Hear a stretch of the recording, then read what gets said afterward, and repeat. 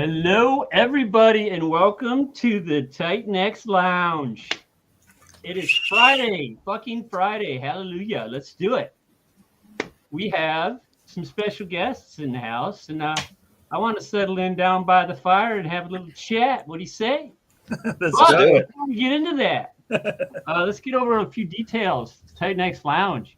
This is a very relaxed environment, chill place to talk about projects and the ecosystem, how it's doing, how it's going, and whatnot.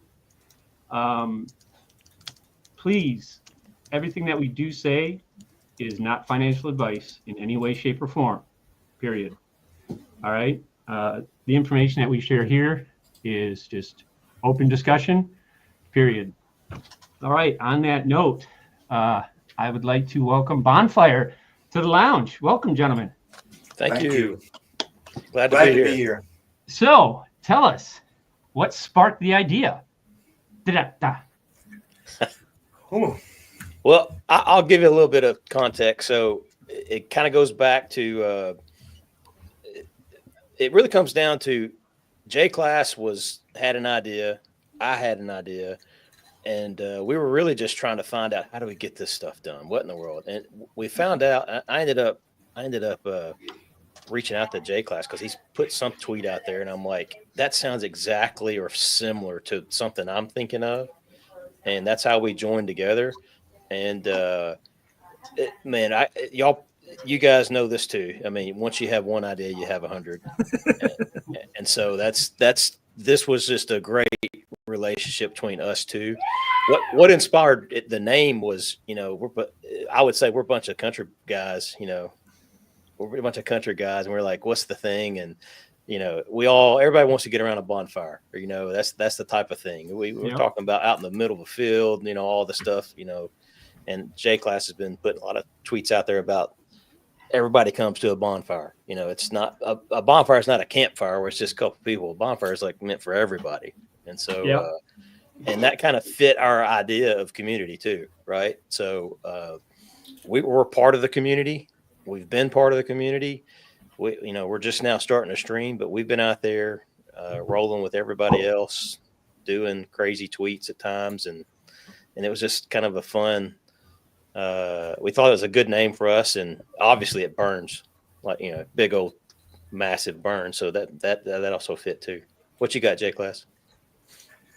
Yeah, that covers it pretty good. For me, I always wanted to build, and TitanX is the community that made me finally take the step. And TitanX makes it easy to communicate because founders will respond to you. Other community members are real people. It's not just 1,000 bots running around, and they will talk to you if you have any questions or whatever, as long as it's a legitimate question, right? No shilling or of weird coins, right? So the community is everything.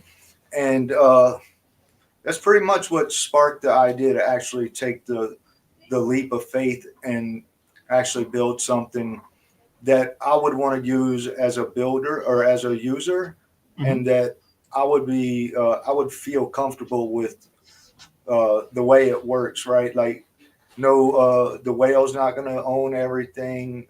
There's no way to really game the system because there's so much game theory, and it's a fair launch. Everybody's got the equal opportunity. So I think we built what I would want to use as a user, and that was the intent. I'd like to add to that too, because that's exactly how we got together. We were thinking like, oh, man, I wish we could do this. I wish I had a way to do this. What's up, man? Sorry to break the train of thought. What's up, fellas? Oh, no, that's fine. It came out of like, man, this is just the start of some of the things we want to do in our future as well, right? Like other things we want to do, like that just maybe don't exist at this moment. Yeah, hopefully Bonfire is just step one. That's our first stepping stone, and we have plenty of concrete to lay new foundation, right? So right. Well, just for for the record, be careful of that next step because there's going to be a next step. I'm pretty And sure because it's kind of gets under your skin and it gets itchy, and the next thing you know, you're all caught up in it. And we're in no Fire. hurry. We're in no hurry. Right. We want to keep building and we want to keep making the fire bigger, right? Bonfire. Cool. We want an entire platform, but built on TitanX. So that's the goal. And we'll just take it day by day, but we're not in a hurry. We're going to make sure Bonfire has a good foundation before we start to expand. That's cool. That's cool. Well, Smooth, welcome to the stream. That's great that you popped in. Appreciate it. Yeah. Yes, sir. Oh yeah. Wanted to actually, since we have some chatter in the stream right now, I wanted to throw out, we will be giving away an NFT today, courtesy of Helios and Stacks. So we're gonna talk about some bonfire, around the fire, if you will, and we'll probably throw out a trivia question, and then this one's gonna be tricky. It's gonna take some work. We got some savvy people, so I had a mission, but either way, that'll come up, and then we'll announce the winner at the end. But I wanted to give a shout out to Helios and Stacks for offering that for this stream. Really appreciate it, guys. Yes. But on that One note, quick thing, or go ahead. I'm sorry. I was going to say, go. You. Me. You're the guy. All right. It's I noticed everybody's got on sweatshirts or jackets, and we gathered around the bonfire. And on Twitter, it's hashtag bonfire nights. That's like a thing. It just all lines up, man. It's pretty cool. Yeah, it's awesome. Well, I think it's a great name. I mean, it is a great name because I'm sure there's a lot of people in the world that can just reflect on memories sitting around a fire, Certainly. you know, and then waking up and realizing the fire's out. The little smolder. Yeah, but that's really awesome. And you two came together through TitanX, and let's just dive a little deeper. We'll start with you, J-Class. J-Class, what from when you were young, like, were you always interested in gadgets and technology? Was it Certainly a combination of things? And my grandpa was a hillbilly from Kentucky, and my dad is a mechanic. So, yeah, I've been in. I work with my hands in the dirt, in the woods. That's my zen place. Dude, they must think you're fucking nuts. Like when you start talking about crypto. Oh man, yeah. Like this homeless guy is in my way, rambling about some kind of crypto.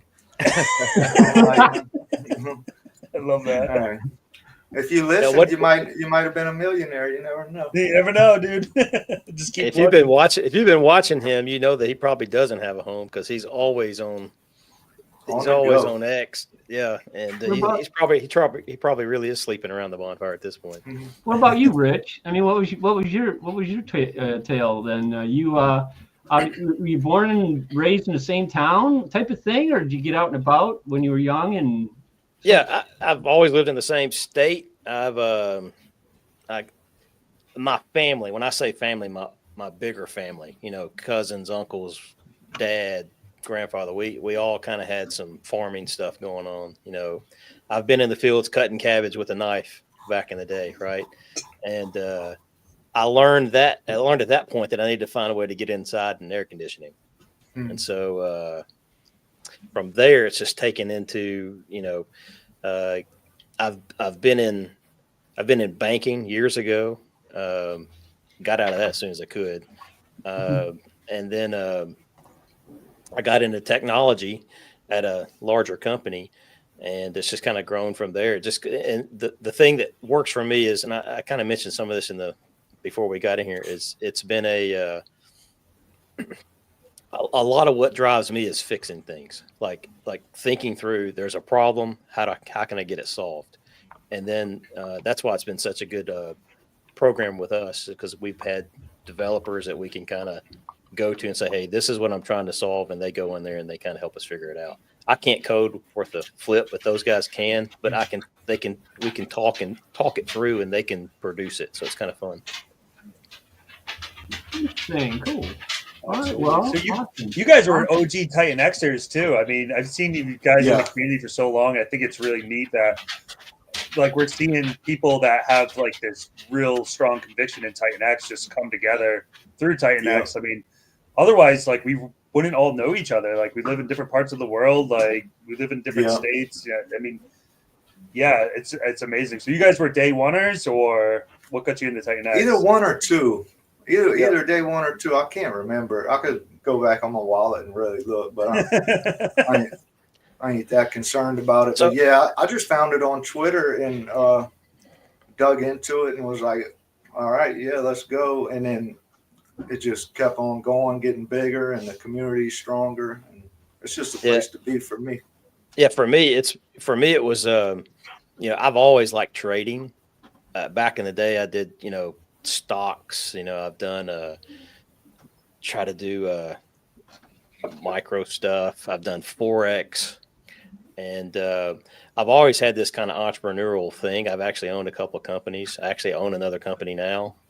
Actually, believe it or not, and we don't stream much, but I own a live streaming company that does streaming for football and basketball and baseball. So, nice. So that's fun. But so I've always had that entrepreneurial type thing. And honestly, there's a guy that I follow. He's pretty big in the community, has a lot of Titan X in his wallet. And I just happened to see a tweet about Titan X. Actually, I saw something about Hex first, and I went to go look at Hex, and I saw this tweet by him, and he was saying, he's been in both. And so to answer your question the long way, I didn't make it day one because all this stuff was brand new to me. I had to go through it and do all my stuff. I didn't even know what a white paper was at that point, right? But when I read the white paper, I can tell you the moment that it made sense. And I said this on another stream the other day. The moment it made sense was seeing the supply curve going down on the Titan X white paper. And I'm like, oh, that makes sense. Yeah.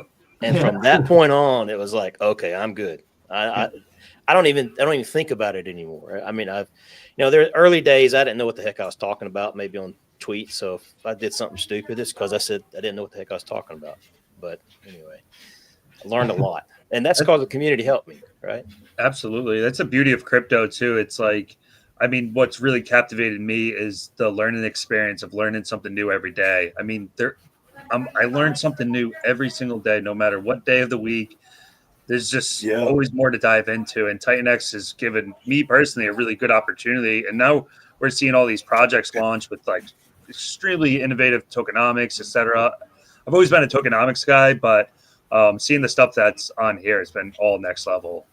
Yep. Innovation on innovation. That's it, man. And we're gonna bring Omni-chain, and then everybody's gonna really get excited. And that's when the party starts for Titan X. That's when the party really starts. Hey, Dude is saying, hey, Dude was a big part of my growth as well. He doesn't know it maybe, but he and I have done some back page DMs before, and he really kind of helped me think through some stuff. And then Dude's been here since the beginning. He's one of the OG builders. So, and that goes back to what you said earlier. They're willing to talk to you. He laid the foundation. Yep. I couldn't have done it without just having that conversation. It's just the small conversations with him.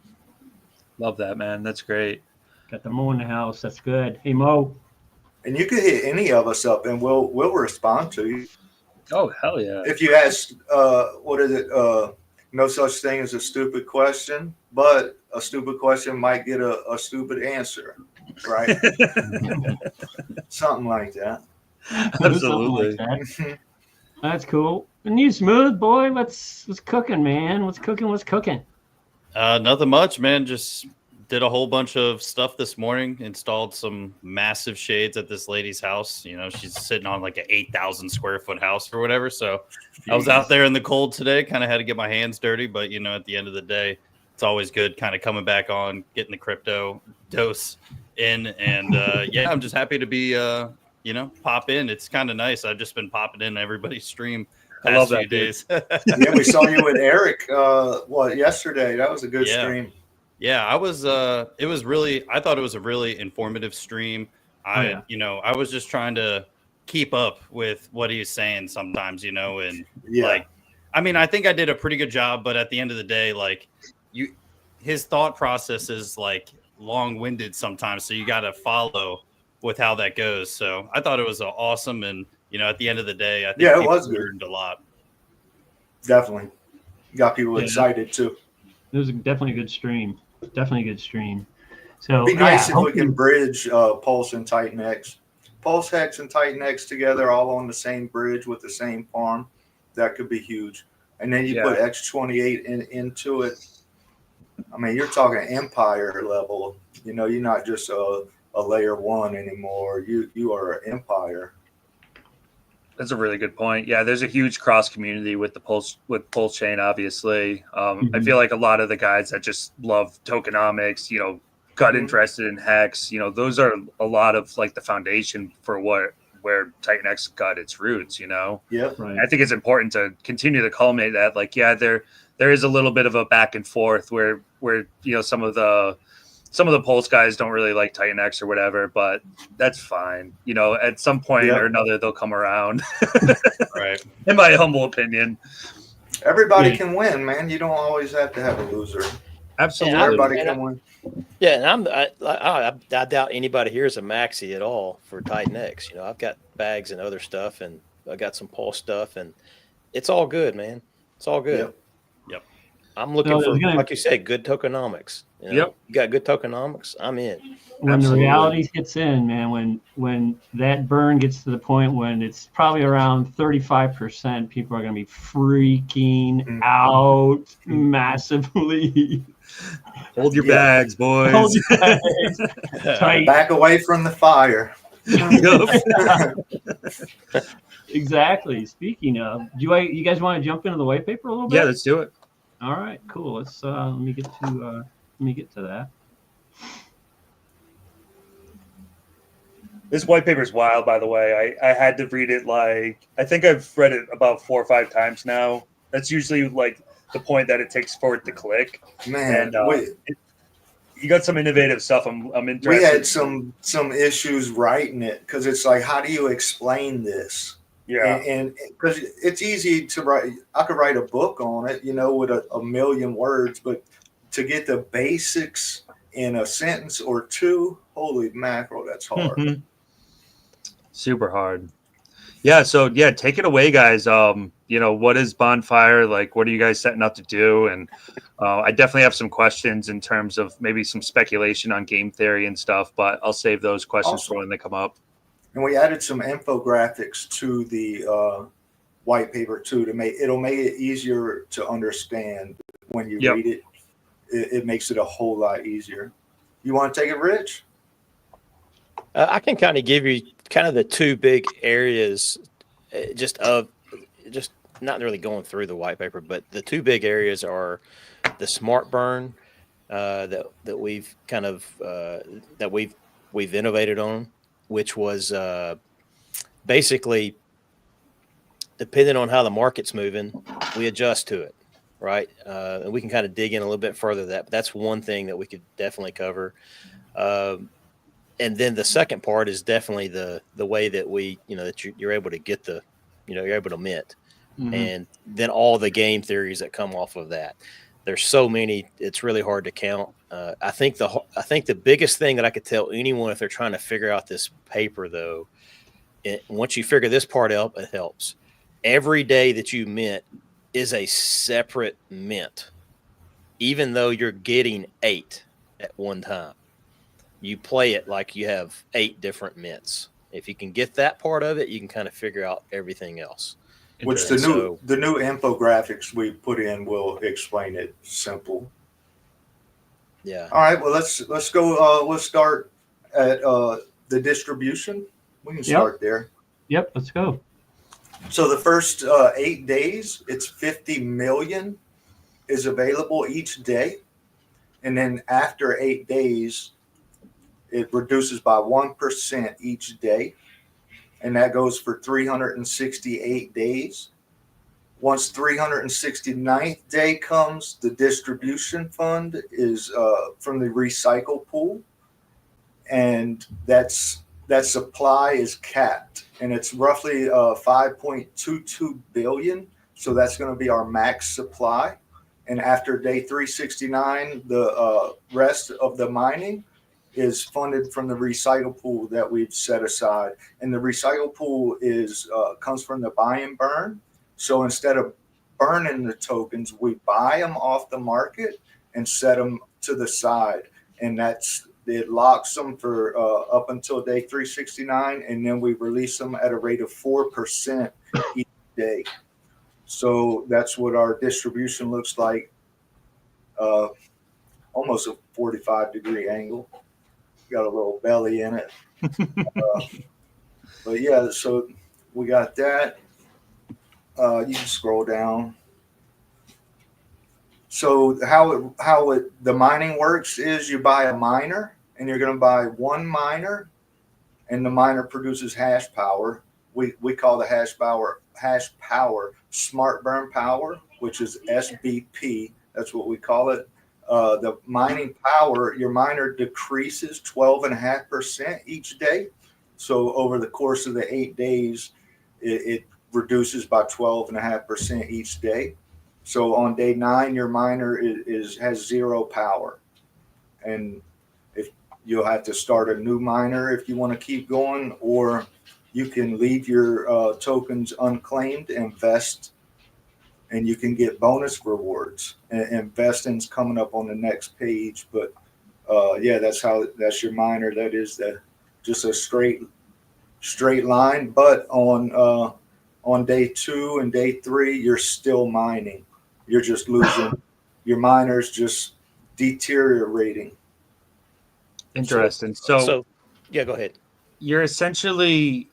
you're purchasing this hash power, right? And then you're using that hash power to mine BFX. Yep. Correct.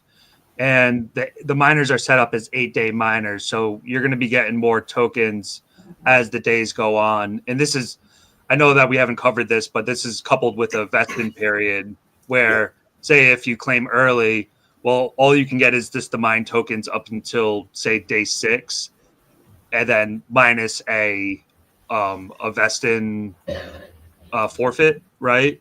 Pretty And much. Yep. Forfeited tokens go back to reward the longer term people that do not claim their tokens.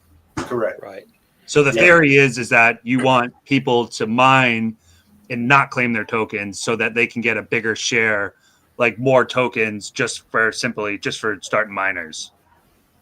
So theoretically, most of the supply won't even hit the market if most people believe in it in a long term. Like, you want to keep as much supply off the market as possible. Am I following the right kind of thinking pattern? To an extent, in order for people to want to hold and invest, you're going to want people to claim early as well. And that's part of the game theory is as arbitrage happens, there's going to be points where some people are going to want to claim early so that they can compound, where others don't necessarily want to compound. They'll just sit and invest for rewards while other people play the compound game.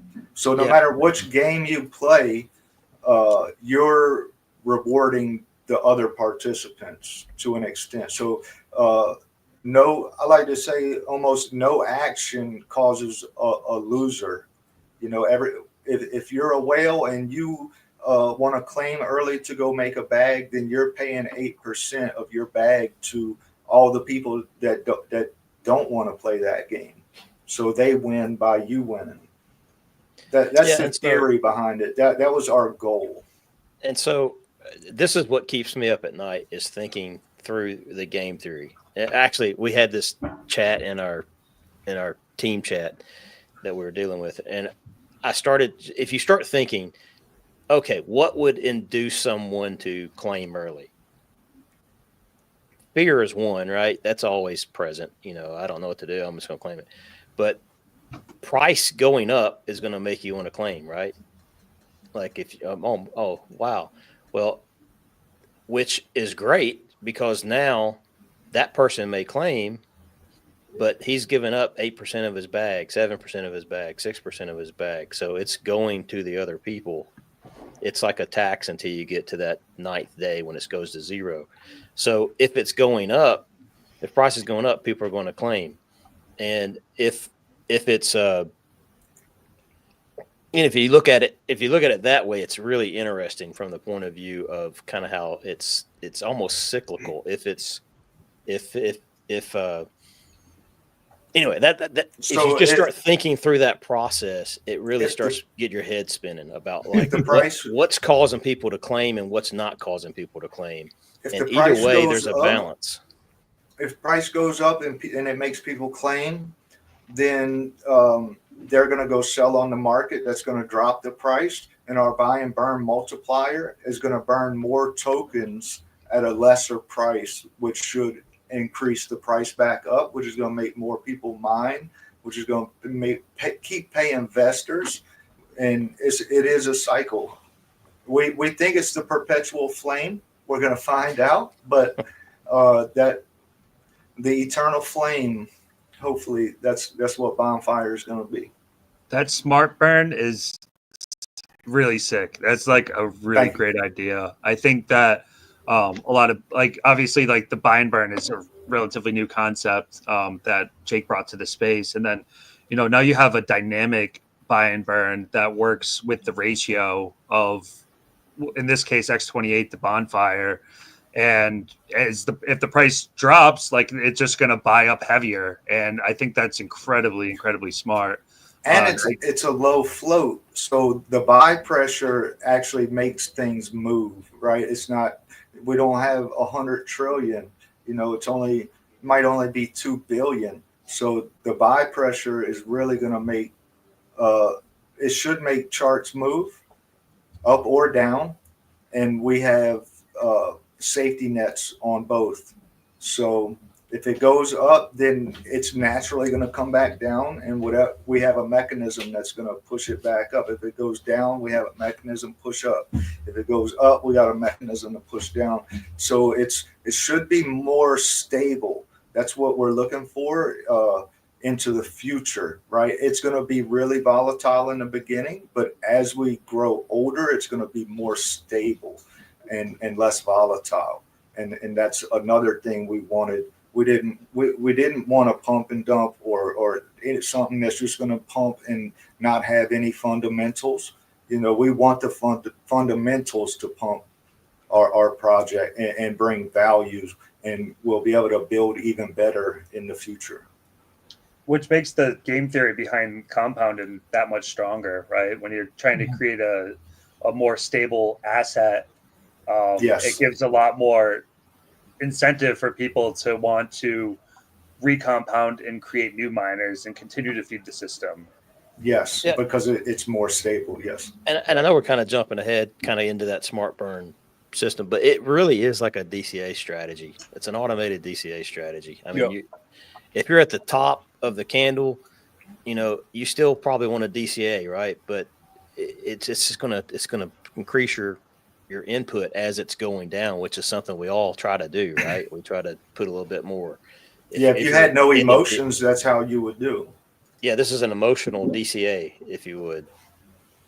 It's not really a DCA because DCA would kind of be more like every time you're putting in the same amount. But anyway, it's at least spending the money at the right time, or spending the burn at the right time. So if you scroll back up and show that, we can go over this mining schedule, and that's what really explains it. So on day one, you come in and you buy your miner, and then the day ends, and then that's when your BFX is available to be claimed as the beginning of day two. You can claim your miners at 100%, and you can claim 92%, and 8% gets forfeited to the vesting rewards pool.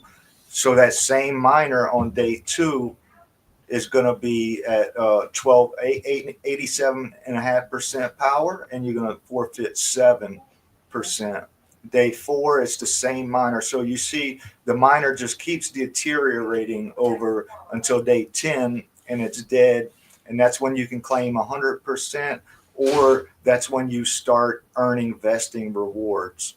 So in this picture, I got on day four, we start another miner.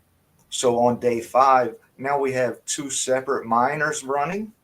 Now they merge together so the display is going to show really, it looks like you have one miner in all your powers together, right? But in reality, you have 2 miners.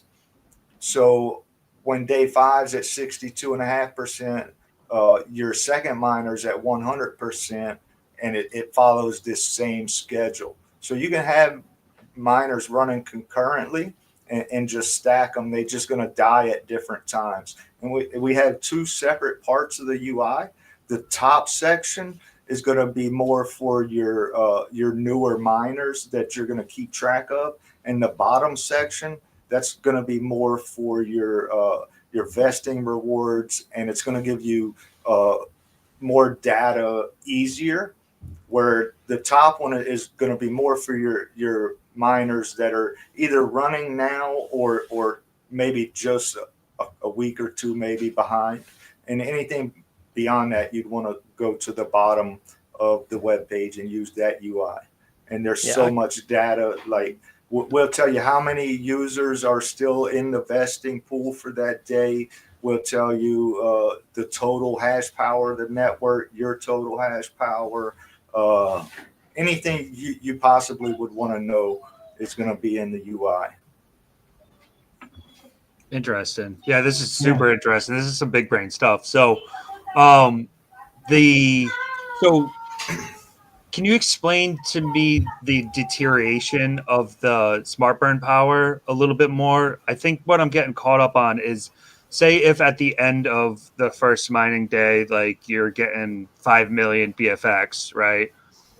And so does that 5 million BFX essentially drip to you over those 8 days? No, that's claimable that day. Okay. But Gotcha. you'll forfeit 8% if you get it that day. You can leave that 5 million all the way through and let it let that day's miner be vesting. Okay. Hey, can you show the other screen, and then I'll, if you don't care. Then keep day talking. 2, that same miner is going to mine a new batch. So it'd be 12.5% less sick. of 5 million. So that would be whatever, 4.5 million. Let's just say 4.5 million on day 2. And then you let that sit to get to the 100% vesting, right? And then you're earning rewards on that day. Then day 3, that's another 12.5% you're going to lose. So maybe you're at 4 million for that day. So really, it's, you're getting 5 million day 1, 4.5, then 4, and it's just going to keep going down till day 9. You're going to get 0, and all of those are different vesting days. That's cool. All right. So I each understand now. So each one, you're gonna, once you hit your vesting day, where day 9 for that miner, you're at 100% can be claimed. You can never go under 100%, and then you can start earning rewards. And the rewards is 300% bonus on top of your 100%. And the thing is, also, is you don't lose vesting rewards. So that number can only go up. All these numbers here that you see there, the percents, they can never go down. They'll only go up. So no matter, you can vest safely without risk, right? You have like this mining and auction kind of logic built into each other. And, there's going to be a lot of game theory just in that, because if a lot of people are participating on day 1, well, it might be better to get in on day 3 or 4, say, considering, things may slow down after day 1, and then start your DCA strategy. And the DCA strategy is almost built into this. And once we get into like the second and third week, the vesting pools will really start filling up.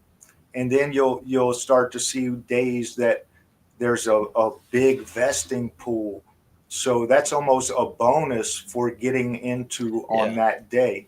So it'll be easier to hit your 400% target, because that's your cap. So if you do hit your cap, that's another thing that when you claim, you're going to be you already giving 50% of your bonus to the next 8 days worth of vesting pools. So when people claim big amounts, that's going to feed all these minnows, you could call whatever, that's still vesting, and they're going to want to go start new miners. So it's like we're almost trying to force people to claim, right? Yeah, you want to reward like the diamond handers, the people that are going to stick around. Yeah, you can't just sit there for forever. When you hit your 400%, you want to claim it because you can't earn any more. So why would you let it sit? Unless you just want to park it there and have it out of sight, out of mind kind of thing. But really, if you're playing the game, you want to claim it and compound. Maybe take some profit off the table, but you still want to keep compounding. And here's an example right here. So like this is today, but I can actually look ahead 8 days. I can kind of peek. And when I'm peeking, what you're going to see is, well, I don't have anything for this day. Let me find one give me a second. Oh, actually, hold on. I'm telling you the wrong thing. Basically, I know. I know today that there's 11.118 million BFX today, right? I can also, so if you're looking at the DAP today and you're thinking, should I mine today? That means there's actually a little bit more that's available in the vesting pool. So it's actually 11 plus 25, and that's not million, but who knows what size this is going to be, right? It all depends on, this has just got 2 people claiming, so it's probably not very much. But that's where it gets a little bit interesting because this is new supply. This is recycled supply. This has nothing to do with, this is just stuff that's in the, that's stored away, if you would. So, And that number is going to get bigger over time. right. It should. And then, so you'll be able to look 7 days in the future and see the size of that vesting pool. Yeah, and we just don't have anything. See, this one's at 0. Go slow, Rich. Some of them have days. See that one. So you'll know on day 163 that pool's already at 25,000. So by the time day 163 comes, it's allowed to be 100,000. And if more people are participating, because we only have a few wallets on testnet, so if more people are participating, then we can imagine that number being pretty big. And with only 11 million being distributed for that day, if you got 1 million in a vesting pool, that's 10% of the supply, the day supply. That's not inflation. That's just rewards from already minted supply. No, so you can see how that one went up quite a bit. Yeah, see that one. So I would have an alarm on my day set or on my calendar set. Hey, I need to check the mining pool on this day. It might be a great day to mint or start a miner, Yeah, that one claim, I just claimed a whole bunch. And again, that's not true to what's going to happen because that was one person, 1 or 2 people holding it.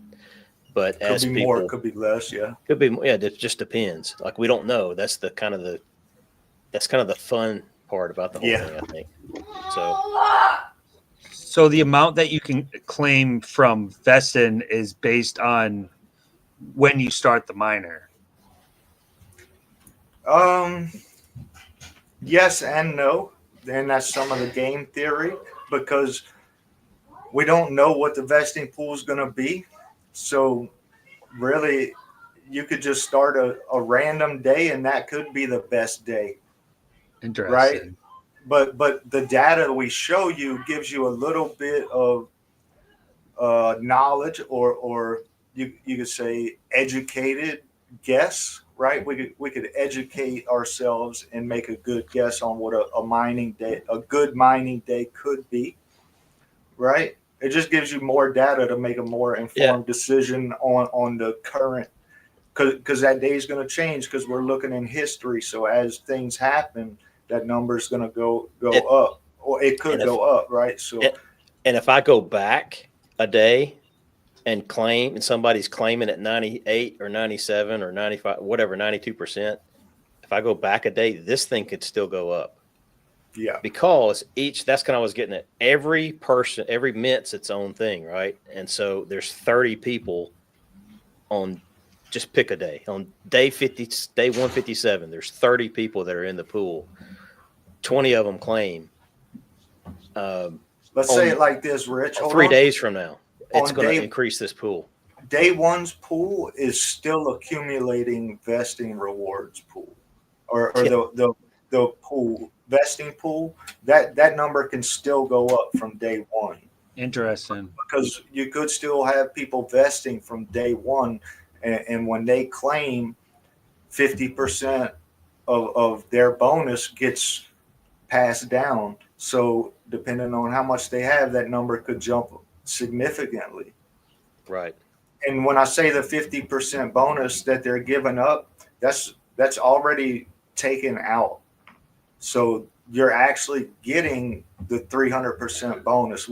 It's really 600. We're taking 50%. So I think the wording might be a little bit odd there. It's not. It's really there's a pool amount, right? And then there's a formula that says that basically there's a 0.5, 50%, right? Of if there's 100,000, it's going to split it into 50. 50 of it's going to get passed down, and then the other 50 is your share of it. If that makes any sense. Yeah. And Right. so Yeah, it this just is keeps wild. passing it down. But so- what I'm saying is we're not Then taking it just, yeah. we're not taking half from your 300. The half's Right. already taken out. So Yeah, you're just with the actually math. getting 300. Yeah. That's epic. Wow. Really interesting. So much game theory. I mean, there's And so many without- different ways to play this. I just Without want to play it right. inflation. Yeah. And here's the crazy thing. This is the really crazy thing. At the end of the day, if you are the last man standing, right? If you claim whatever that amount was that just kind of trickled down and trickled down and trickled down, it could be a large amount. Once that last man claims, that next whatever was left gets put into the next 8 days pool. So that last guy is going to could potentially have a massive amount, up to 300% more of what his is. But whatever the other side of that number is, which could actually be bigger than what he's actually getting. So will what get he's saying, spread what he's out over the explaining next 8 is, days. so what on a normal day, on a normal day when someone claims that's not the last man, his 50% goes to that day's vesting rewards. And since we have a cap on it, the last man, there might be 2,000%, but he can only get 400%. So that 1,600% that's left over, it gets spread out to the next 8 days, not that day's minor. So the next 8 days get evenly distributed of the last man's 1,600%. It's a lot of words. It's one of these. Yeah. You just go out to play it to see how it works out. Yeah, definitely. The D app makes it like way more simplified, and so- there's just so many ways to play it. There's certainly like an earliest better than later approach with this. Yeah.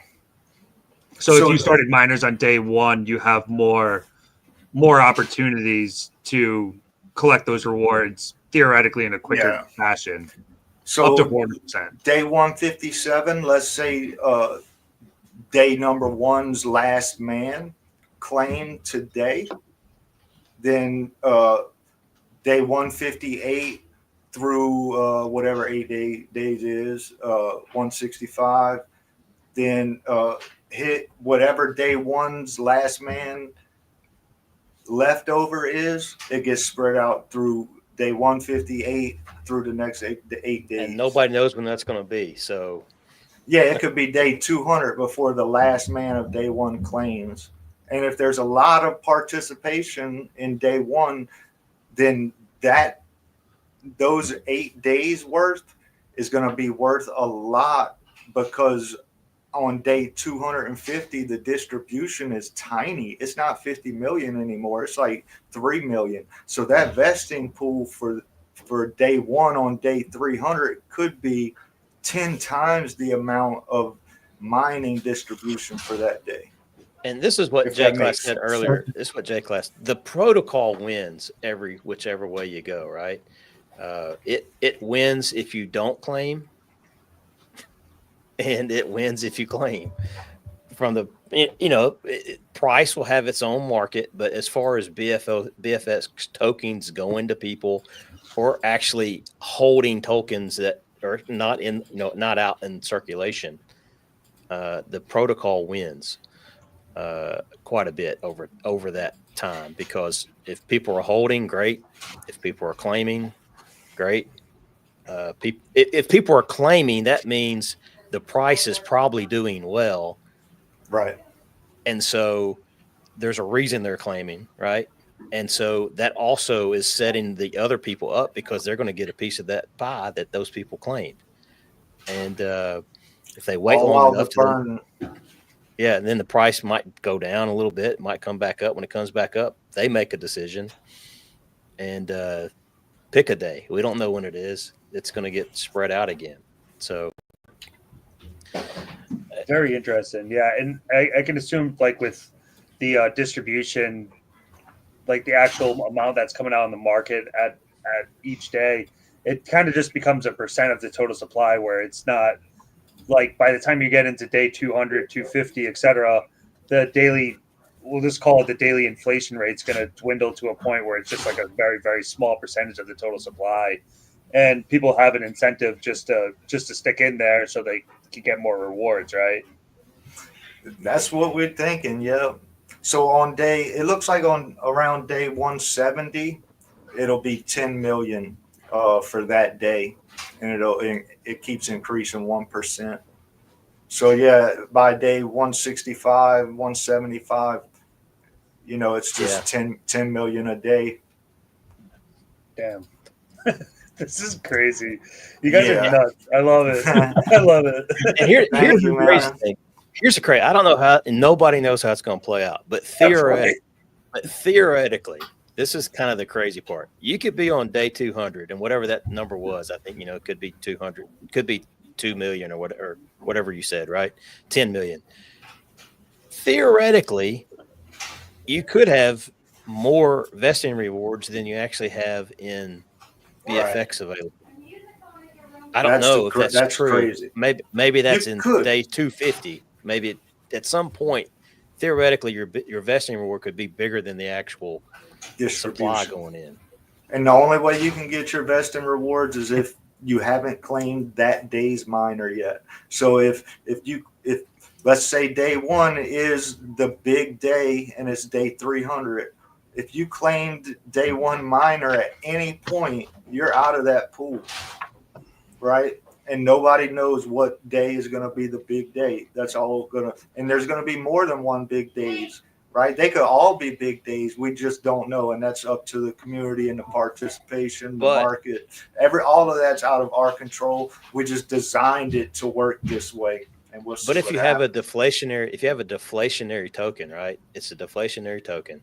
So whatever that number is, say it's 1 million left on whatever day it is, then what's happening is those people are going to go to the DApp and start minting because there's 3 million available. Right. And it doesn't really hurt your tokenomics because it's already just stuck in the system. Yeah, exactly. It's already there. It's already been created. And their rewards. Their rewards. And we haven't even gotten to the recycled pool yet.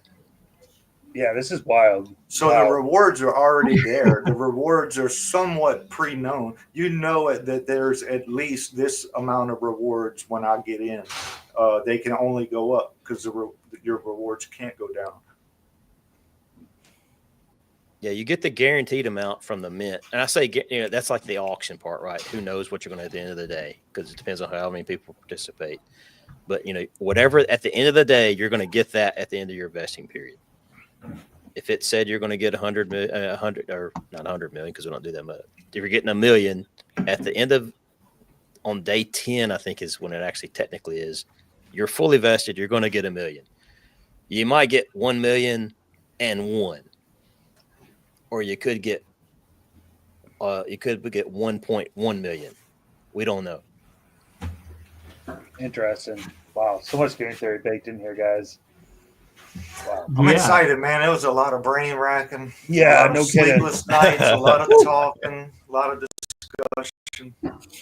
I'd hate to see the napkin sketch on this one. Oh man, I probably got Wow. it somewhere. I think we broke Telegram just from all the maths going on back and forth. Yeah, cricket. Oh, just All wait the- until it launches, man. Everybody's going to be Oh, trying to man. game it and figure it out. all the Excel. I think Excel thinks I'm their biggest user right now. Like, what is he doing? Like, he's like, Yeah, there's just so many ways it can go. I mean, obviously, with big participation each day, like, you know, it just, there's so many different ways you can go. I mean, there's a lot of opportunities to participate. And I think this really encapsulates the idea of a fair launch, too, because there's Definitely. opportunities for people on, you know, that get in early to get a, you know, more of a guaranteed share. But, you know, as you go on through the days, there's opportunities to get like pretty massive rewards just for participating on the right day. And nobody Yeah. knows when that's going to be. right. Yep. Yeah, we Yep. wanted the guy that came, you know, day one, you should maybe get a little bit of an advantage, you know, but Sure. you shouldn't own the system, right? So we wanted the guy that comes in on day 300 that he just got into crypto, never heard of, he just got his first Ethereum. This is his first project, you know, it's day 300. We want him to have a fair chance, just like everybody else. You know, it's not his fault that he didn't know what crypto was when we launched, right? That's not fair. So Which that you make a thing I gotta talk to everybody about, because this is one of the things this is one of the pain points I wanted to solve, and it's just the start of it, right? But one of my favorite pieces is our input tokens. Yes. We added USDC, and so I want to just tell people it's not much different than you going to Uniswap or whatever and just doing all that yourself. But we wanted it to be as easy as possible, and I hope that this actually kind of goes through other programs as well, of just do the work for them, right? Yeah. Find a way to do the work for them, because I go back to my first days of Titan. I had no clue what I was doing. Like, how do I get Ethereum? You know, that was my first question. Now that I have Ethereum, how does that work? You know, and so just take the guesswork out for it. Do it for them, and be done. I think Pulse and Hex would be a lot bigger if they were easier to onboard. That's one of the reasons I didn't do it. It is 'cause so I couldn't hard understand to it. get into Hex or Pulse if you're new to crypto. Right. Oh man, it's near not impossible, but man, after an hour, you just want to walk away and just quit crypto forever. You know, we want to Right. make And it there's some- simple as possible for everybody. And there's some utility coming out we all have heard about, you know, kind of helping some of that stuff. You got Switch doing its thing. You've got, you know, some things that should help do some of that. And anyway, that's just a big thing on my part. That's I how we're going agree. to get adoption. That's how we get adoption. We got to make that. We got to tear down the wall and show them the way and help them just do it. Handhold them through it. You know, there's another way to do that too. We could maybe do a little trivia for maybe a little NFT. Let's go. Let's get the Let's go. stacking. All right, so we're gonna be due to Helios, the dude, and Stacks. They were kind enough to donate a NFT to this stream. Thank you very much, gentlemen. So it's really, really kind of hard to come up with a question with a bunch of people that can really degen. It's hard, but I'm gonna just go with something here that I'll throw a twist on the end to see who's actually listening. So here's the question for the NFT, the Stacks NFT. In iOS and Safari, how many characters long are the generated passwords made of letters, numbers, hyphens, and special characters divided by 0.25? Hold on, can you repeat that? In I'm a product iOS owner. I don't and- know any of that stuff. In iOS and Safari, how many characters long are their generated passwords made letters, numbers, hyphens, and special characters Whatever that number is has to be divided by 0.25. Grok is cooking right now. And so while everybody's working on that, we'll see if we get a winner or not. But other than that, so it does sound like Bonfire is quite an interesting protocol.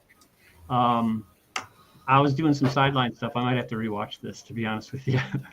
I was getting some things taken care of, but it sounds really cool. And man, I can't imagine what it was like putting this together after hearing all that. It was fun. Thank you, man. We got a great team. We got a great team that did a lot of things that they really went out of their way for to help us out. They didn't have to do a lot of things that they did, and that's just the kind of people they are. So Right. we're definitely happy. We think we picked the right team. Definitely feel like we're at home with them. Definitely excited. Definitely excited, not only for Bonfire, but for the entire ecosystem, really. Right. That's cool. That's cool. Well, I can at least share a little bit in how I can relate with your theme and your lore, everything that you got going on.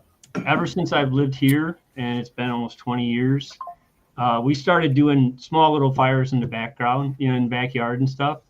And then we had the kids, and they came on board. And as they started to grow, they're like, "Hey, Dad, we having a fire on Friday." Yeah. Fridays were tough, so it became Saturday. And there's this radio station up where I'm at. And on Saturday night, from 6 to midnight, they play like classic old country music. I mean, it's a show. And over the years, everybody wanted to come over to our place on Saturday night, sit by the bonfire and listen to crappy country. And it turned into a tradition until the kids left the house. And now it's like when they come in the summer, they want to have a fire, So it's our way of bonding, and it's where everything just kind of drifts away. It's a great thing you got going. I like it. It's gonna catch, I think. You're right. Thank you. Yeah, We put a lot of work into it. I can imagine. A lot of work. Yeah.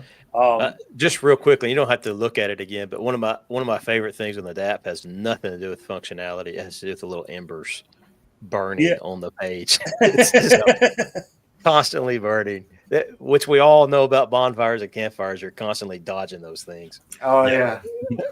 I lost many a clothing from some embers. I love the app. I love the way it looks. I think that's an important aspect for that level of stickiness that you guys are looking to acquire.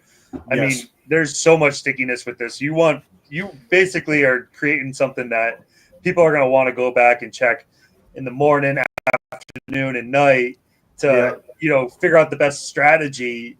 And once the app goes live and people are interacting with it, that's when things really start to click for people, in my opinion. Yes. Explaining things in words and streams and stuff is really great to get a conceptual understanding. But like when the pen hits the paper and when you're actually interacting with this thing is when I think people are going to be like, "Oh, this is what it is. Holy shit." So I want to get a bigger share of supply by doing X, Y, and Z. And it's not necessarily all about price appreciation here. What it's about is actually getting a larger percentage of supply. I think that's more of the game than anything. Obviously, price appreciation's like, the nice added bonus with the way that you have the smart burn set up. It's really brilliant, guys. I mean, hats off to you. Like, it's awesome. Thank you, man. Thank you. I can't tell you how many times I've started with a project and got like you're saying, you can only listen and read so much. You have to get hands on to really fully grasp it. So many projects I've done, and like 2 weeks in, I'm like, oh man, I wish I could hit the reset button and go back 2 weeks and do it this way. So many times. That's crypto for you, though. I mean, how many times have you like gotten involved with like a protocol or just a token or something? It's like, oh, what if I just sold like 3 days ago and then reinvested it into this? I could have, already hit my goal or whatever. And when it comes to building a protocol, like there's just so much crucial, like it's just so crucial to get it right when you Yes. put it out there, because there's no going back and like changing logic and everything. Yeah.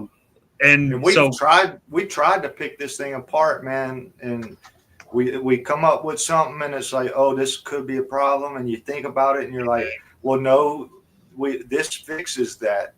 Like if that happens, then this happens, and that offsets this because of this. So we've been trying to find the hole in it, and we just can't find it. that's a good thing. I like to hear Yeah, that. and we haven't gotten anybody point anything out. You know, a few people had some suggestions to say, "Hey, did you think about maybe burning with this route or something?" You know, that's the only kind of things we've gotten, but nobody's come forward with anything warning of a potential issue. Right? Everything has a safety net or a safety trigger, whatever you want to call it. You got to think through all of those things, and it's You just do, so man. important. That's what's keeping you up at night. I understand now. Yeah. Yeah. Well, we were literally talking about that the other day. We're like, we've gone through it, and we're actually at a point where we're really just thinking. Now we're just thinking what ifs, you know. Yeah. Not bad what ifs, but like, what is participation going to be like? And I'm not saying it's just like, if day one looks like this, what does that look like? If day one looks like this, what does that look like? And you know, what does that play like in 5 days from now? One thing I'm super excited about is I want to shout out to Dude again and the whole Element 280, which is one of the things we're burning is the Telegram is so much fun if you're in that Telegram. You know, sometimes it is. You know, sometimes price is going up, price is going down, but the fun inside of there is people talking about, yep, another guy burned, and like it's almost like people are cheering. Well, some of them are, right? Because every time somebody burns, I get more, and that's just kind of a fun. If you get in the right pool, I mean, there's all kinds of trash talking you can have, and whatever it is, all that stuff is kind of fun. You're like, and it kind of takes a little bit of the edge off when prices it goes against you a little bit. You're kind of like, well, it may have dropped 10%, but I just got 10% in, or whatever that percentage is. Exactly. Right. Yeah. Yeah. The Okay. DCA is built in. Yeah. Whatever. I just so it's cool. So I think I think the That's chats will pick up a little bit too. And but that's another part of the game theory you just explained is, so if the price drops 10% and you're vesting and you got 20% extra bonus rewards, then did you really lose on price? Right? Yeah, who knows? Not at all. It's a wash. Right. So, and it could be 0.0005. So much game theory. Yeah, it's amazing. I really like the idea of the smart burn. I'm just gonna say it. I think that all their protocols are gonna adopt that. Yeah, I mean it's kind of a no-brainer. I thought about doing something like that with Mizuchi, but we stuck with like a straight percentage, and things are adjustable etc. But the idea of using basically that ratio game, using a higher burn percentage if the ratio drops a little bit, it's really brilliant. I don't see a problem with doing it. Yeah. Just because if we're the first, that don't mean we're the only, right? Innovate on top of us, innovate with us. We can build something together. You can build on Bonfire. You can, man. There's so much to do. You can see Volt in here. You can see Element 280 in here. You can see TitanX in here. You can see Bitcoin and Ethereum. Yeah, Bitcoin's in here with the Tash Power type stuff. I mean, it's cool. I love that. So and the ease of participation, I think, is another really important factor. Like you're talking about, Rich, like having those multiple input tokens. Like, the gas price to get USDC into X28 might be high, but if you did all those transactions individually, it's actually probably cheaper just that one single route that you guys because you've already gas optimized that route through through the production phases. And I think it might be slightly cheaper. Yeah, right. And when we're talking about X28 to new users, first they have to conceptualize TitanX and what that is, or first they have to back it up. They have to conceptualize getting Ethereum into their wallet. Then they can conceptualize TitanX, and then they can conceptualize X28 just to make that straight route. I think is really important for all of the X28 protocols to be bringing in. And we're burning a crap load of TitanX on all the way, every time. Exactly. Oh, it's a perpetual burner. That's the idea, right? It's like the liquid supply of X28 is so low. So if you have X28, great. But generally speaking, most people are going to probably participate with TitanX. A lot of people are going to participate with ETH. And if people have USDC on the side, right now we're going into a very bullish macro. Like, there's no. I personally don't have any USDC parked. Right. That way. But yeah, I think just the idea of making like this interoperable interface built into your front end is so fucking important. Like that can't be, I can't say that enough. Especially when we start to go omni-chain too and start taking these things to other chains. Like we want people from outside of our ecosystem to participate, and what better way to do it than make it easy. Hey, you actually proved one of my points when you said you don't have any ETH, you don't have any USDC. But when I first started, I didn't know what the heck I was doing, and guess what I had? I had USDC. Because I'm like, okay, this is the safe route. I have no clue what I'm doing, but $1 equals the same amount that I had in my bank account. And it's okay, and I can look at the chart. It doesn't really move much, and you're like, okay. So for me, starting out, that was a major part. I went to USDC because I had no clue what I was doing. So. Yeah, it's so important to have these routes, regardless of where they're coming from. I mean, again, gas might be expensive to do that 4-way hop or 3-way hop or whatever. But, if you're going to break up those transactions into separate Uniswap transactions or CowSwap transactions, or if you're going to go buy on market or whatever, however you want to do it, do the conversion to X28, like it's basically the same. And the fact is, what we're trying to do is burn TitanX. We're trying to create perpetual burners on the system. And what better way to do that than, making it easy for the user. Right. Cool. Well, I haven't gotten any responses on the quiz question. I actually have an answer, but 12. I'm just kidding. Well, yeah. I'm not going to say it. I'm going to let somebody else. I don't want to say it either. I've had it for like 20 minutes now or whatever. I just threw a number out of the blue. That's the first time I thought of it. I have no. If I need to downgrade I can go something that might be a little bit easier, but like, I'm not getting anything in the feed here, so the chat's not chatting. So, all right, maybe I can ease it up a bit, and then we'll give the answer after I give the next question. We got another question. You got a backup question? Well, we can sit here. Oh, at least we got some response wrong. Oh, that's a good guess. I don't know if he guessed it or if he actually tried to figure it out, but it's a good number. A good start, right? That is the number. So I don't know. What do you guys? It's up to you guys. I'm just a bartender here. Y'all do it, man. We're launching at noon, so when Trump swears in, we're going live. It's the Trump pump. The Trump pump, baby. Yeah, let's we're go. gonna light it up. Yeah, actually, could you pull up the white paper again? I feel like there was a couple things that we didn't go through. I'd like just to make this as not a thorough as possible. I don't think we talked about the initial the initial LP formations, etc. Oh, yeah, we did not. Okay, one moment. So the LP is pretty simple. It's we feed it with 8%. 8% that comes in goes to liquidity pairing, and at the beginning we got 500 million BFX tokens paired with 50 billion X28. So that's a big LP. Yeah, that's a good one. That's a good one to start with.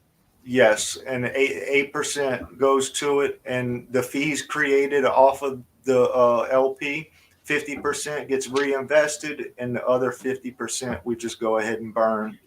And it's on Uniswap V3. So that's another reason we went with the way that we did the tax, right? We didn't want to be a tax token. Yeah. because that limits you on a lot of things. So we went ahead and did like a pre-tax, and that's kind of what That's led good, us a to pre-tax. the system that got created, right? So We had to find a way to feed the pool without being a tax. so this is going to actually burn X28 as well. yes, It's going to so burn. It, Gotcha. We're going to burn 50% of the TitanX through all the input that's not X28, because we're going to transform everything to TitanX or to X28. So that's going to burn 50% of the TitanX. Then that goes through the system, and then the buy and burn does 8% X28 on top. So in Nice. theory, we're doing 58% of TitanX is getting burned. Wow. Interesting. Yeah, that's really cool. And the LP is added automatically. Yes. Once we get to 50 billion X28, it automatically launches. And the 8% is added automatically, or is that a manual? Yes. No, Okay. that's automatic. And then that's for the first 368 days. Then after it starts reducing, or it reduces to 1%. So at 369 and on, we only add 1% to liquidity. Got it. Cool. Yeah, that's awesome. I just wanted to cover that. I think that's Yeah, important. not a problem. It's You want to cover allocations too, because we did talk about Yeah, it. we Yeah, can do sure. allocations too. This is your questions. I didn't want to lead the yeah, witness no, here. I like, you guys are doing a bigger pool at the beginning than a lot of other tokens. And what's nice about X28 is that there's not a lot of sniping going on, right? Yeah. Because the routes are, like, if you try to swap just straight from ETH to X28, like Uniswap's going to be like, yeah, no. Right. So there's like those sniper bots on live pairs, and the fact that we're on X28 is actually a really nice blanket for that reason. Yeah, so that's going to be interesting. I think that was a good way to start too, to give it a nice thick pool at the beginning, and the 8% added perpetually. Yeah, we're gonna have we should have a solid LP. Yeah, that's so huge. It's just being able to build LP through these facets. I mean, in other parts of crypto, this doesn't exist, right? I And know. now we're adding LP to our protocols organically through user participation, right? Yes. So every bit of every user that comes in, well, they're participating to help grow the protocol naturally and organically. That's what I like, is the organic. Yep. Organic growth. That's the way. That's the way, baby. So allocations. Okay. Yeah, allocations. So first 368 days, 84% goes to the smart burn contract, 8% to liquidity, and 8% is no expectations. So it's pretty simple. Then after, so day 369 forward, the 84 goes up to 91% to the smart burn contract, and the liquidity drops to 1%. 8% stays no expectations. Super Simple. straightforward. Yeah. Yep. Hey, one thing we did not talk about was the recycle pool, kind of how that's. Yeah, let's talk about it for sure. I think that's on distribution page. Maybe. Yeah, at the bottom. So the recycle pool, yeah. Keep going. 20% of the buy and burn is allocated funding the recycle pool during the first 368 days. So like I said earlier, the buy and burn, 20% goes to buy, but we're not going to burn these tokens. We're going to put them in the recycle pool and lock them up until day 369. And then day 369, that's when it's capped, and 50% of the buy and burn, it gets upped, gets allocated to funding the recycle pool. So, and then day 369 and beyond, 4% of the recycle pool gets ready for distribution, and that's adjustable up to 10%. So because we don't know what the future is going to be, we wanted that to be able to be adjustable. Smart. So Yep. we don't break anything. And really, that's the only things that we have any kind of control over is adjusting small percents. We can't turn off the buy and burn. We only change the percents. We can't turn off the recycle pool. We can only change the percents. And the only time we would ever change the percent is if something was breaking, right? If the buy and burn is too high and it's just going to break something, we're going to turn it down. If it's too low and not acting like we wanted it to, then we're going to turn it up. And the same with the recycle pool. We know how we want it to function. We just don't know the exact percents of which it needs to be set in a real world application, right? Testnet's one thing, but real world's different. So we just wanted a few things that we could adjust, but other than that, we can't do anything. Once it's launched, it's launched. Yeah, those are hard decisions to make too. It's like Yeah. you said, you don't know what the future is going to hold. So to have some adjustability is extremely Yeah. important, in my opinion. And it's one thing, if you got a short term distribution, 30 days, you might could lock it. But if it's a year, 2, 3, 5-year project, right? There's no telling what the market's going to do over that time. You just have no idea. So I mean, not for nothing, this is set up to be a very long-term protocol. I mean, yes. What you're doing is you're putting deferred sustainability in by using the buy and burn, not just to burn the tokens, but to actually make this last a really, really long time. Yes, that was the goal. Long-term sustainability was definitely a high priority. Yep, definitely. And is there anything else that we didn't cover? Like I know we talked about the smart burn tech. We didn't talk about where the burn's going. Oh yeah, I think that's what I was getting to. Yeah, and we could talk about this part too, just real quickly. Yeah, this is cool.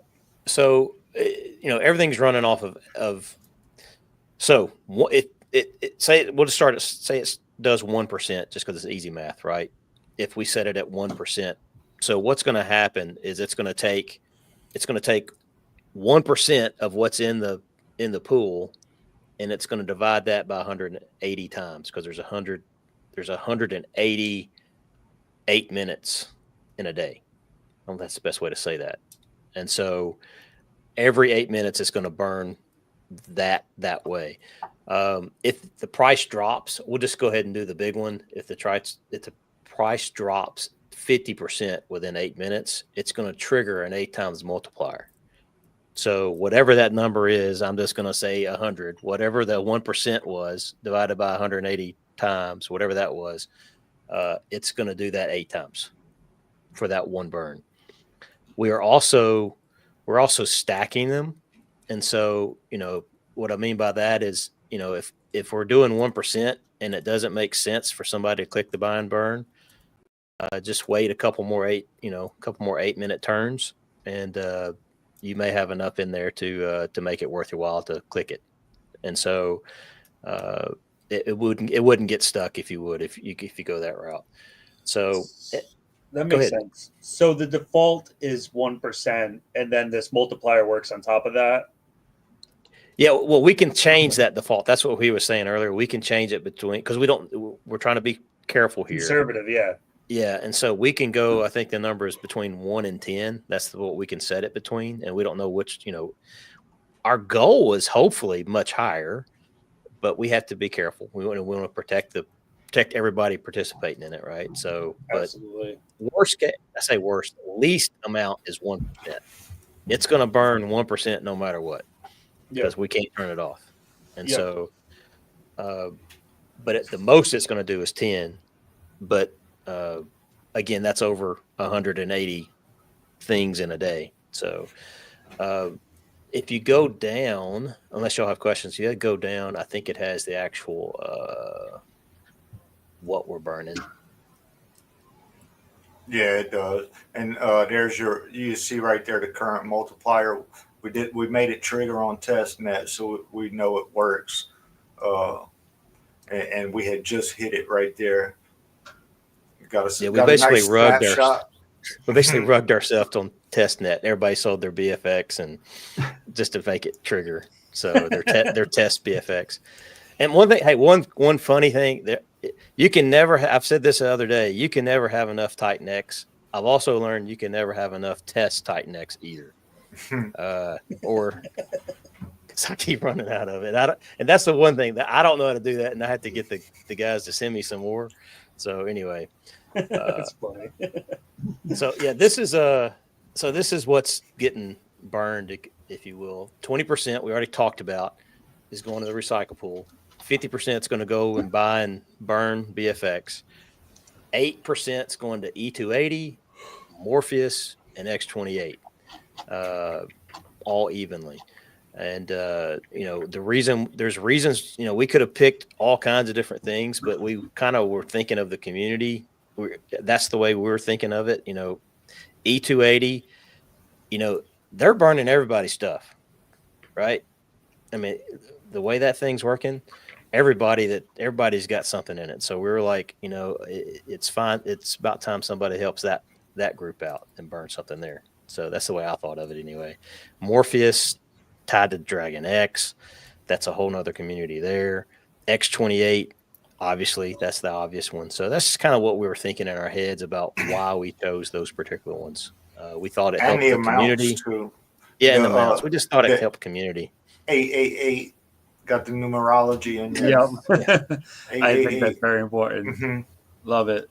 Yeah, this is wild. I'm really interested to see how the smart burn performs on this protocol because it's so dynamic, right? I mean, between the multiplier factors coupled with the fact that you're actually burning other tokens along with BFX, really intuitive and smart. And I'm interested in seeing how it performs because, like I said, I think that this piece of it is something that this does really well. I can see a lot of other protocols adopting this same kind of tech, the smart burn tech, which you guys have clearly coined. Yeah, put it in history. It's going to be 12 o'clock. It's going to be Trump instated, and then 12 o'clock and 1 second, it's going to be smart burn tech was coined on TitanX. Yeah, Right. Love it. Out dude. with the old, in with the Trump pump.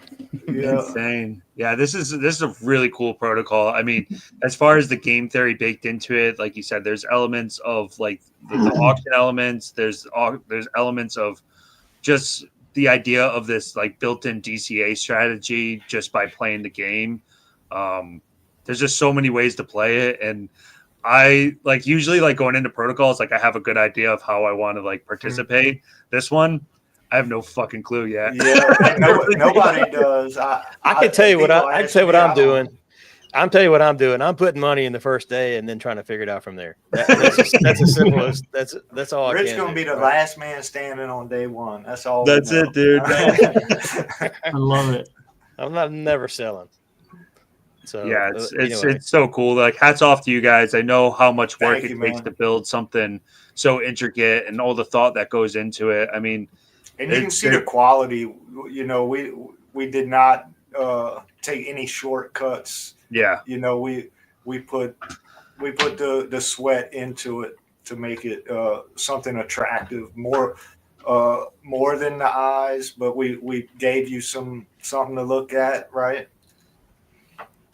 Yeah, there's a lot to look at. I mean, just going on the landing, looking at the landing page. I mean, you can tell you didn't skimp on any part of this, and you guys have been super active on Twitter. You're doing all the right things, and this is just the beginning for TitanX in a lot of ways in our community. Yes. And this is just the beginning for you guys. And like, best of luck with your journey. We appreciate it. To a lot more sleepless nights and worrying about shit that you can't control. Like we're here with you, man. Gary's gonna be gone though, so that's one less thing we gotta worry about. Gary Gensler. Dude. Holy shit, how bullish. I know, The Guzzler, right? he's out. Yes. So that's one more thing, man, about building on X28 and the 50% that gets burned, the 50% TitanX burn. So any project really that builds on X28 and utilizes that transform it gives you a lot of leeway. I explained earlier, by utilizing that, Bonfire was able to get 130% burn rate. Yep. If you put in the 50% extra that the TitanX burns by transforming it into X28. So instead of being 80% buy and burn, we're 130% buy and burn, right? So instead of being a 8% X28 burn, we're a 58% TitanX burn, right? If you think of it those ways. So X28 is powerful, and it's going to do a lot for X20 or TitanX.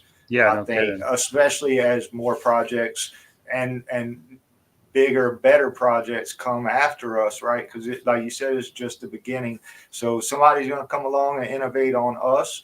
Then when y'all launch, somebody's going to come and innovate on y'all, and we're all going to innovate on top of what we did last, and it's just going to get bigger and bigger and bigger and better. And then omni-chain, like, it's just going to be crazy, man. It We is talked about crazy. It's truly crazy because if you think about it, right now we're still burning what $200,000 a day, roughly. Yeah. in Right. TitanX. Now we have, I And think the there's at buy and least- burns are full. right, and then we have like a handful of projects being built on X28 that's just going to amplify that to a large degree because we're offering these multiple input token options, etc. That It's just going make to be it 50 easier for trillion people. in no time, I think. 50 trillion, it's going to be in no time. It's Maybe crazy. February, who knows, man? Where are we going to be 6 months from now? It's like Right. unheard of.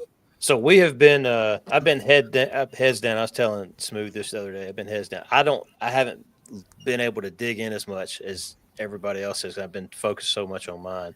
It was great to go over Flare the other day. Yeah. When are y'all? What's your time frame? Or have you put one out there yet? No exact time frame. Said it on the stream, like late January, early February, right? You guys are releasing Ascendant, possible USDX, right? So there's a lot going on, and more than likely it'll be early February if I'm going to be completely honest, right? We're a couple days away from being done our second audit. It's been going great. They've really found almost nothing since the first one. We fixed everything. Right. And it was only a few small things that we changed anyway, or fixed, I should say. So, early February, I think, is probably where we're going to be. And what Right about after Mizuchi? Is it Ouroboros. Mizuchi or Mizuki? Is it Mizuchi. Mizuchi. Mizuchi. I gotta Yeah, we're blasting that one out probably mid-February. Chi. Yeah, there's Chi. some chi in there. Okay, I got you now. There, I got man. you. Hey, Come on. I'm from the South. We just make it up as we go, right? Yeah. We have Louisville and Louisville. They're the same thing, right? You drink your mug with a fist, no pinky out. Yeah. Love it. So y'all, February is going to be a busy month too then. Oh yeah. Lot And going I just keep on looking at the macro and in terms of like what's going on like politically, what's going on with the 3-letter agencies that crypto hates, and we've never been so set up for such a bullish environment in crypto. And Yes.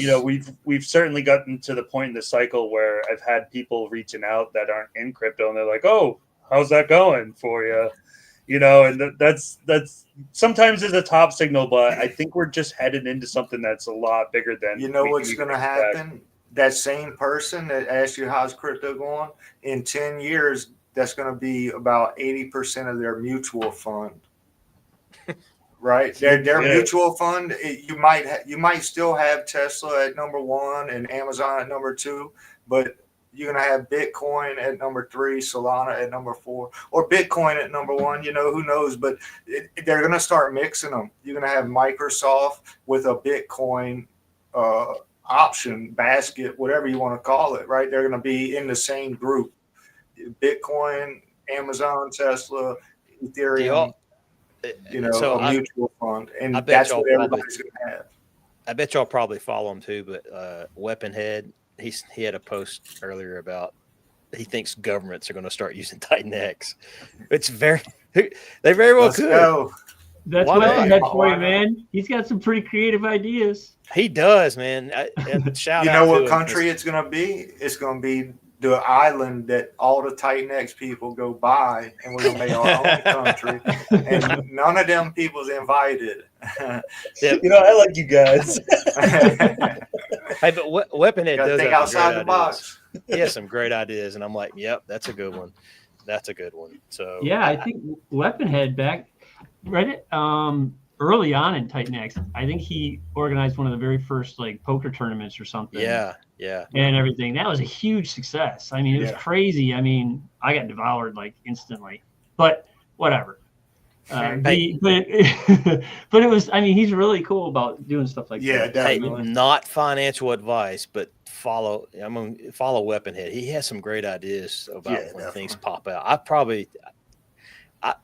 probably have 10-20% of my bag I owe to him just from listening to what he said. Oh man, that's a great idea. So Yeah, dude. Absolutely. Great dude. Yeah. It's Definitely. surprising how many amazing ideas and talent has blossomed in this community. Just like Yeah. from out of nowhere, just some of the content that's being created. It's like what, and From everywhere too. yeah, and we got a we have a Telegram page now too, to where any good content that's on basically in X, if it's really good, I'm pushing that up to Instagram now. So it's like just another avenue that can gain some exposure, because we pretty much know what happened to TikTok. So, but yeah, so that's another avenue for hopefully getting some things burning. Right. Definitely. Right. You got TitanX Tube. You got all these guys putting out content. Yeah. It's a beautiful Exciting. thing, man. Yeah. Hey, if you guys are around tomorrow, we're doing a weekly stream. I'm doing it with Sal from Ascendant, and it's an open X Spaces just to kind of come on and chat casually. So if you guys are available, come hop in the conversation and take some time to talk about Bonfire and Awesome, man. Yeah. all things Thank you. Titan X. So it's an open invite. Yeah, Cool. I'd love to do it. That's hey, we've put as we've put this whole next 3 days. I don't have anything but Bonfire. Yeah, I can imagine. Yeah, there's no weekend this weekend. I may go no. create. That might be the thing to do. I may go create a big old bonfire in my backyard and stream from it. I thought about doing it tonight, do it. but I said I need to get some sleep, man. So maybe tomorrow night, because it's cold. I'm in South I have a big old Louisiana. brush pile. Oh, yeah? Brush pile. I might Crypto Rich, man, you got to do it, dude. I mean, come on, look at what Adi Crypto King did with the bubbles stream. He just like said it and forgot it, and it was that was picked up, like, awesome. thousands of views. Yeah, I want to get a lot of Still the. sitting over 3K right now. It I'm was It's still nuts. running. Still, Yeah, he's yeah, gonna just I keep think it he's- running. Yeah. Oh my It's just God, gonna what a stay thing. If on. I can make it happen, I'll have some of that. I'll have some lighter fluid. So anytime somebody makes a really good comment, I'll just throw it on the fire and just Poof. make it blow up or something like that. So I'm right We'll see. outside of New Orleans, and Yep. I just got a notice they already shutting schools down for next week because it's gonna be so cold. They shit. talk about snow gonna and be stuff. New where I'm Orleans. at. Yeah, Big yeah, snow. yeah. Man. It's like When it six, snows in hell. yeah, really. They said 16 degrees on like either Tuesday or Wednesday or something. Yeah, we're That's not built for that, man. insane. Yeah, Yeah, I'm not used to that. you guys are not cut out for that. Yeah. No. I'm south, but I'm further north, and yeah, I get a little bit more. I have snow on the ground right now, but it's not Yeah, much, I could but a little imagine. bit, Yeah. a little bit. That ain't nothing. Make sure you drip your pipes. You don't want to freeze your freaking pipes and have a pipe burst now. Definitely. Yeah, definitely. that's true, man. Drip, drip. That's a good point. Yeah, it's been cold. It's been a cold winter, and I've been jokingly saying to my family for like months, it's like, man, the squirrels are getting fat as hell. Like big time. And in like almost 20 years of living here, I kept saying I've never seen them this fat. And this winter, it explains it all, man. It is cold. These guys are like all fluffed up. Isn't that crazy how they know that stuff? Yeah. That is, man. Farmers know it too, man. The whole farmers almanac stuff. But anyway, So Smooth, you want to say the answer at the same time just to piss everybody off? Yeah, I mean, I think I have the answer. but it's been so long. I second guess myself now. All right, ready? On the count of 3. 1, 2, 3. 80. It is. Hey, I was Bang, going to say bang. 80. Out of y'all 80. get to split it NFT. What I will say as just I did it all in my brain, and then I saw went that. to the computer. Oh, I you're was way like- smarter than me. I went said straight to Grok. it's either 25 characters or 20 characters. And if it's 25, that's 100. If it's 20, it's 80. So I was like, I got both sides of it. And then I looked it up. I was like, all right, it's 20 characters. So Eventually, I would have said 80. Well, At some the first point in giveaway time, I we would did was say. an easy one, and it was like instantly, like boom, answers started flying in, and of course, the one person who came in first was Utah? I think he came in, but we ended up passing it on. But this one was a little bit tricky because I was told I had to make it tough. Dude's like, you got to make them work for it, man. Yeah, So that was a tough one. it was crickets, man. In the chat, I was looking at it, going, okay. But either way, well, I could do one more that's a little bit easier, or else we could just save it for the next session. You Let want them to do get it? a chance at it. Yeah. All right. This one's going to be a little bit easier. All right. Let's see. We're going to use this one. This one's going to be a lot easier, quite honestly. All right. What virus, which spread widely I know. in 1999, is said to have been named by its creator? Programmer David Lee Smith, after an exotic Florida dancer.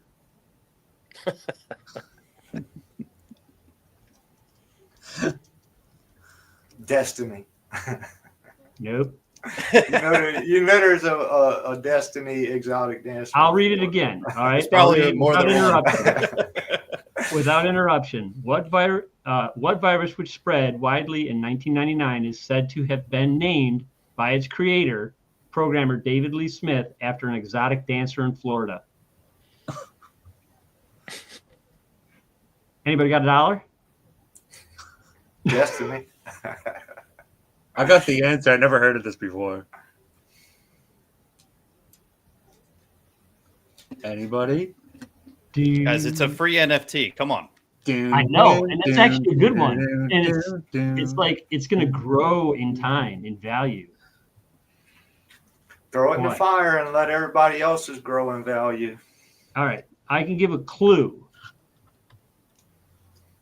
You can use Google virus 1999. Come on, chat.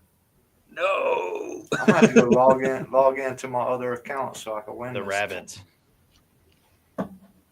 No. Keep going. Keep going.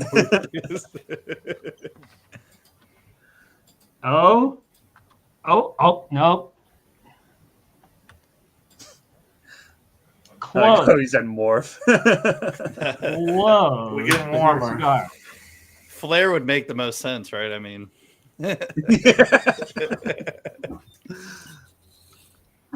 Wow, I thought that would be a quick, easy Google search. I mean, I got the answer, but I'm not going to give it this time. Yeah. Nobody wants to log off and go to Google. I think he's open another tab. 44 people are watching from my Twitter. Someone answer it. Yeah. Jesus. It's There's not that hard. Just 167 someone people in answer this. There are 167 in the stream right now, which is pretty good. Man, it's for a stacks too. That's a good It's one. for a stacks. I thought the first one was hard. Ask the question one more time, Ted. I will. What virus, which spread widely in 1999, is said to have been named by its creator, programmer David Lee Smith, after an exotic dancer in Florida?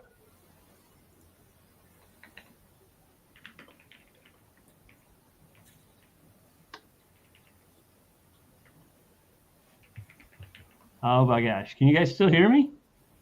Yes. Yeah. Okay. That was me talking. Oh, okay, Rich. Yeah, saw I your lips had it moving up. muted. What? I had it muted. I said I was logging into my burner account, see if I can figure this out and win some stacks. I'm telling you guys, I was literally a split second away from actually doing that. On the 81, I was like, it's unethical. I can't. Don't. Oh, we got a winner. Yes. Ding, ding, ding, ding, ding, ding, All ding. right, cool. Wow. This guy's We an have a OG. winner. All right. My driveway needs shoveling. I need you here tomorrow. No. awesome. Hey, tell you what. Now it's TitanX will win floodgates. 1,000X. I need your just DM me, please. And we'll get everything worked out, okay? Congratulations.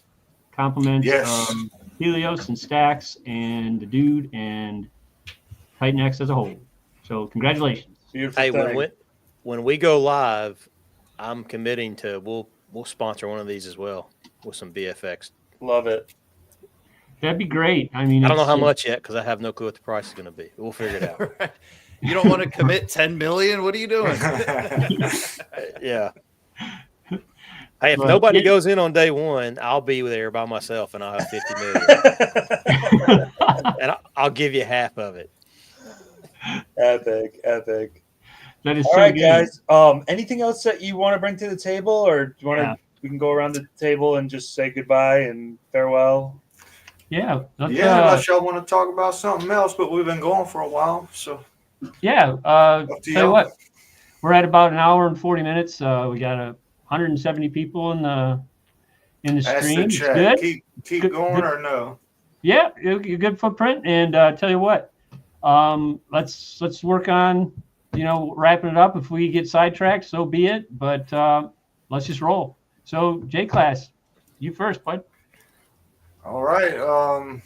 We'll see y'all in 3 days when the greatest day of all time in the history of America is gonna be just crazy. Bonfire's gonna light. The world is gonna be beautiful. The TitanX community is gonna flourish. And 2025 is gonna be the best year of your life. Love it, man. Love it. Amen. All Rich, right. any final words, my man? It's pretty much going to be an echo of that. Hmm. I think we're all excited about it, right? It's really kind of, it's fun to be in this community because everybody's like-minded in this way. And it's what I mean by like-minded. It's like we actually have sense. we actually have some sort of sense Normal. at all. But anyway, I think like J Class said, we're still at the beginning. Whether you're doing Bonfire, whether you're doing all these other things, you're not financial advice, but the code's the code, man. The code's the code, and it is what it is. So I know it's kind of random, but that's the way I feel about the whole TitanX ecosystem. Is look at the code, look at the white papers, and I think you'll be pleasantly surprised. Love it, man. Smooth. And you can Smooth, see man. through my Good eyes job. right through there. You can see right through my eyes to Bonfire. Like Superman. Laser eyes. Beam. I like Crypto Rich, man. He's fun. Your eyes are beaming. Yeah. Your lasers. Yeah. There we I go. mean, Zoom. I love it. Yeah. Screenshot it. Yeah, I mean, So- my final words, Flare, going in middle of its second audit right now, should be done anytime soon. We're going to find a really solid time to release in between all of the craziness that's already kind of planning on releasing soon. So overall, I'm just really excited for that. This is I think this is my third stream with Bonfire at this point, right? So you could say I'm pretty excited about it. And at the end of the day, always thanks for having me on, Ted and Rudy. It's it's cool that I could just kind of pop in here just Always. if I have the time and stuff. So I appreciate the olive branch, and we're going to continue to push forward. 2025 is going to be an amazing year, and TitanX is going to kill it. And I want to echo what he said about you guys and letting us come on. Like this is huge. We I was we gonna couldn't say do that. this stuff Thank without y'all you very guys. much. Anytime, guys. Honestly, the lounge is always an open space. So, anytime that we're doing this, like, just reach out, or you don't even have to reach out. Just bombard the stream. Like, just come on. We'll be there tomorrow too. What time was that? That's at 11 a.m. Eastern Standard. I think 4 we'll p.m. be there. UTC. I'll be there. I don't know about J class, but I'll be there. Yeah, that'd be great. I'll try. I can't promise, but I'll try. Yeah, no worries. Yeah, there's one thing with the lounge though. In order to get in, you need a ticket, and that ticket is a green circle. All right. So if you do want to come on stage, if you're in the audience, the crowd, whatever, and you want to say something, by all means, this is the place to do it. You have the freedom to speak about your pride and joy with TitanX, but a green circle is required. And if it's there, you're on stage. That's it. Rudy, you go, man. What's this Mizuchi thing you're talking about, man? I got to get some details on this thing, man. What's that? This Mizuchi thing. What's God. Chi. You don't know anything about this, right? Yeah, right. First time hearing about it? Yeah. There's a buzz going around. I just heard it, I think, the other day. So, yeah, it's really excited to get Mizuchi out there. Essentially, just a quick recap. It's a hybrid protocol utilizing hybrid NFTs. So what we're doing is like an 8-day cap supply token with an 88% buy, burn, and fuel that's designed to work perpetually and continually fuel the token through giving rewards to NFT holders, perpetual auctions that will run for a really long time, insane buy pressure on a majority lock supply. There's a lot of good things to talk about. We did a stream with Callum yesterday. If you're interested in checking that out, I would highly recommend going through our feed and finding that. In fact, I'll repost that just very shortly. There's a lot of alpha in there. There's a lot of dynamics of how this works. And it's really a culmination of everything that I've learned and Ted has learned through the TitanX ecosystem. So, yeah, just really bullish on X28, TitanX, everything that's coming out. And there's just so much opportunity for users and builders alike to build together. This is something that's really special. And don't fumble your bags, guys. Like, that's the worst thing you can do. Yeah. All right, man. Sounds cool. It sounds really interesting. I'm looking forward to reading the white paper. But yeah, this has been really, really great. And Rich, kind of with what you were saying, you kind of struck something with me, and J Class and Smooth and Rudy yourself. TitanX as a whole in the community, we're functioning as a corporate entity, as a sense. Realistically, in a way that is so dynamic and beautiful. It's like we all have a common goal, and that's TitanX, and the community and the founders and the builders all working together. There's a lot of synchronicity that's happening that people just really cannot even begin to grasp how complex this can be. And we're working as a single unit. We're working as a group. Be proud of that. I mean, seriously, be proud. I mean, it makes me proud. And it's comforting to know that we have it. So that's my sob story, my heart on a sleeve type of thing. But this is the lounge, and you can say whatever the fuck you want. All right. Gentlemen, it's been a pleasure. And congratulations again to our NFT winner. That was TitanX. He'll DM me. TitanX will win 1,000X or whatever. But anyways, it's been a pleasure, gentlemen. And for all those that have tuned in, have a great weekend. Be sure to catch the stream tomorrow on X. It'll be, what time? 11? Rudy? 11 a.m. Eastern Standard. It's a space that's just held by me and Sal from Ascendant. So we're doing that weekly. And it's really designed just to be a space to allow anybody from the community to step up and have a voice without necessarily having to be on camera. So we're highly encouraging participation within the community and just wanted to hear from everybody. Awesome. All right. Well, gentlemen, we are signing out, but the fire will continue. That's it, man. Thank you all very much. Thanks, everybody.